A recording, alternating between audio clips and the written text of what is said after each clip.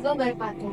Kami dari kelompok 7 akan memaparkan hasil laporan yang telah kami buat terkait dengan data reproduksi, makanan, dan pertumbuhan ikan selat ini. Sebelum itu, kami akan memperkenalkan diri terlebih dahulu. Nama saya Desi Dwi Agustina, dan teman saya, Mustaqul Mokmiro. Dan saya Azra Profi Arianto. Sebelum masuk ke data yang akan kami jelaskan, saya akan menjelaskan terlebih dahulu sampel yang kami gunakan, yaitu pipa ikan selat kuning. Jadi ikan selat kuning sendiri itu merupakan salah satu spesies famili Charangidae yang dimana penyebarannya cukup luas, hampir bisa ditemukan di daerah Indonesia Pasifik. Nah, ikan selat kuning ini tergolongkan Pelagius yang suka bergelombang. Ikan ini berkerabat dengan Pelagius lainnya seperti golongan Pelagius Chondridae dan Crustaceae. Selanjutnya saya akan menjelaskan terkait dengan ukuran panjang dan berat tubuh. Kami gunakan sampel ikan selat kuning, yang mana setiap sampel lengkap itu diukur panjang dan beratnya. Untuk panjang kami menggunakan panjang total yang diukur mulai dari bagian mulut hingga bagian ekor menggunakan garis. Selanjutnya untuk berat tubuh itu kami menimbang menggunakan timbangan anomaly, yaitu bagian berat tubuhnya dan bobot berat dari ikan selat kuning. Terus untuk hasil pengukuran itu kami mendapat nilai tentang panjang total dari 140 hingga 200 cm dari data 100 ikan selat kuning yang telah diberikan. Dan berat bobot ikan berkisar 35,19 hingga 81,30 cm. Baik, di sini saya akan menjelaskan tentang rasio jenis kelamin. Dari data sampel ikan selat kuning, 100 ekor yang kami hitung terdiri dari 35 ekor ikan jantan dan 48 ekor ikan betina. Dan sisanya yaitu ikan yang tidak teridentifikasi jenis kelaminnya. Proporsi dari ikan jantan sendiri adalah 0,4216 dan proporsi betina yaitu 0,5783. Proporsi kelamin ikan secara keseluruhan selat kuning jantan lebih kecil dibandingkan ikan selat betina dengan perbandingan 1:1,37. Setelah dilakukan uji Chi-square, diperolehlah hasil proporsi ikan selat jantan dan ikan selat betina di perairan dalam keadaan tidak seimbang, yaitu di mana ikan yang berjenis kelamin betina lebih mendominasi daripada ikan betina berjenis kelamin jantan. Next. Baik, di sini saya akan menjelaskan tentang tingkat kematangan donat ikan atau TKG ikan. Berdasarkan data yang diperoleh dari ikan selat kuning jantan ini didominasi oleh ikan TKG 2, yaitu jika pada grafik warna oranye ini berjumlah 10 ekor ikan. Kemudian pada ikan selat betina itu didominasi oleh ikan TKG 1, yaitu berwarna biru ini berjumlah 16 ekor ikan. Next. Nah, di sini itu ada grafik TKG berdasarkan ukuran panjang baik yang betina maupun yang jantan. Dari grafik di atas ini dapat diketahui bahwa jumlah ikan selat kuning jantan yang memiliki TKG 2 dan TKG 3 memiliki penyebaran yang paling luas dalam setiap jenis selat kelas. Hal ini menunjukkan bahwa ikan selat kuning dengan kisaran ukuran panjang tubuh yaitu 156 sampai 203 cm ikan memiliki tingkat kematangan zona 2 dan zona 3. Nah, sedangkan dari grafik TKG berdasarkan ukuran panjang betina itu dapat diketahui bahwa penyebaran yang paling luas pada sirkulasi itu yaitu TKG 1 dan TKG 2. TKG 1 itu berwarna biru dan TKG 2-nya. Hal ini itu menunjukkan bahwa ikan selat dengan kisaran ukuran panjang tubuh 140 sampai 195 cm ikan memiliki tingkat kematangan gonan 1 dan 2. Oke, baiklah, di sini saya akan menjelaskan tentang indeks kematangan gonad atau IKG. Berdasarkan data yang diberikan, ikan selat kuning jantan memiliki nilai rata-rata indeks kematangan gonad atau IKG yang lebih tinggi dibandingkan dengan ikan selat kuning betina. Nilai IKG untuk jantan adalah 0,0031, sedangkan untuk betina adalah 0,0025. IKG mengukurkan berat gonad dengan berat total tubuh ikan dalam persentase, menunjukkan tingkat kematangan gonad yang mencapai puncaknya saat ikan akan melakukan pemijahan. Baik, untuk yang selanjutnya itu grafik hubungan IKG dan TKG berdasarkan panjang kelas. Menurut analisis data menunjukkan bahwa hubungan antara indeks kematangan gonad IKG dan kepadatan gonad EKG pada ikan selar kuning menunjukkan peningkatan seiringan dengan bertambahnya panjang tubuh ikan. Ini menandakan gonad yang lebih besar dan matang secara lebih baik.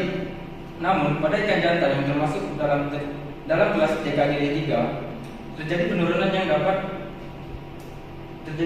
yang dapat disebabkan oleh ketidakseimbangan hormon yang mengganggu proses kematangan gonad. Temuan ini konsisten dengan penelitian yang lain yang mengidentifikasikan hubungan positif antara IKG dan TKG pada berbagai spesies ikan yang bisa dipengaruhi oleh produksi hormon seks, akumulasi nutrisi, dan perkembangan organ reproduksi yang optimal pada ikan yang lebih besar. Selanjutnya itu fekunditas. Jumlah fekunditas ikan selar kuning betina yang didapatkan yaitu berkisaran antara 8.506 sampai ke 31.320 butir dengan kisaran bobot tubuh antara 52,2 sampai 68,58 gram dan kisaran bobot gonad antara 1,3 gram. Ikan selar kuning betina memiliki nilai fekunditas paling rendah yaitu 8.506 butir dengan berat sebesar 52,2 gram dan bobot gonad 1 gram. Sedangkan ikan selar kuning betina memiliki nilai fekunditas paling tinggi yaitu 320 butir dengan berat sebesar 56,29 gram dan bobot gonad 3 gram. Nah, selanjutnya saya akan menjelaskan tentang diameter telur. Dapat dilihat dari grafik distribusi diameter telur hingga pengolahan reproduksi ini. Data yang kami dapat itu diameter terbesar dari telur itu adalah 0,0788 mm.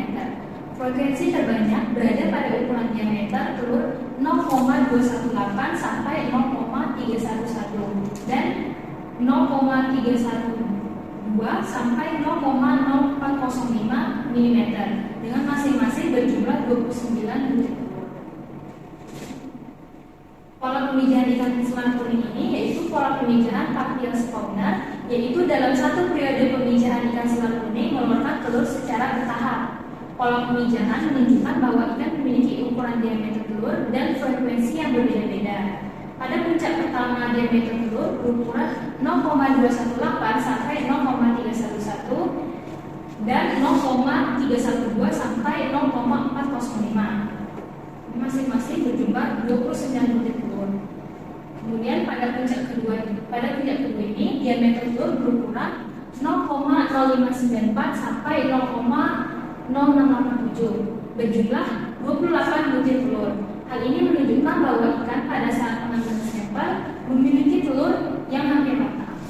Baik, saya akan menjelaskan terkait dengan makanan utama dan produk makanan. Jadi untuk melihat jenis makanan utama dan produk makanan, kita dapat menggunakan indeks preponderance atau indeks bagian terbesar, yang dimana dari 100 data ikan selar kuning kita dapat membuat grafik makanan dan melihat jenis organisme mana yang menjadi makanan utamanya. Nah, untuk organismenya sendiri itu ada 6, yaitu mulai dari Calamus sp, Coccinioliscus sp, Fluorosigma sp, Oscillatoria sp, Encrasicholina sp, Strongylosaurus sp. Dari grafik di sini kita bisa lihat persenannya mulai dari 30, 12, 0,10% hingga 50%. Nah, dari grafik ini kita bisa melihat bahwasannya Encrasicholina sp yang berwarna biru ini merupakan makanan utama atau yang paling mendominasi dari jenis organisme lain. Jadi artinya yang mendominasi adalah ikan jadi artinya ikan selar kuning itu mengkonsumsi jenis organisme Encrasicholina sp.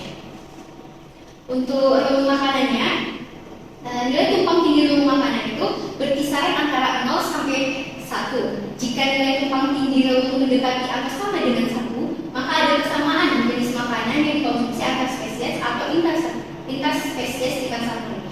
Nilai ruang makanan dari data 100 yang telah kita buat itu, kita mendapatkan nilai yaitu 0,909, yang artinya nilai ini menunjukkan tingkat tumpang tinggi yang tinggi, yaitu mendekati tumpang tinggi sempurna yaitu 1.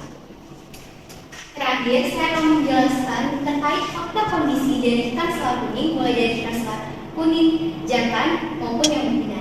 Nah, ini ada grafik pola pertumbuhan dari ikan selar kuning. Jadi untuk faktor kondisi itu tuh menggambarkan pemotongan ikan yang menyatakan berdasarkan data panjang dan berat. Faktor kondisi ini menunjukkan keadaan baik dari ikan yang dapat kita lihat dari segi kapasitas fisik untuk survival dan reproduksinya.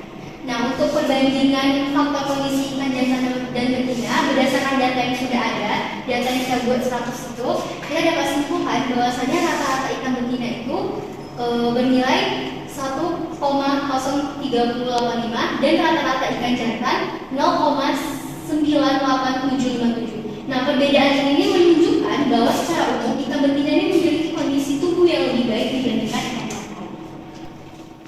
Baik, sekian dari pemaparan hasil laporan biologi perikanan kami terkait dengan data pertumbuhan, makanan, dan reproduksi ikan selat kuning. Wassalamualaikum warahmatullahi wabarakatuh.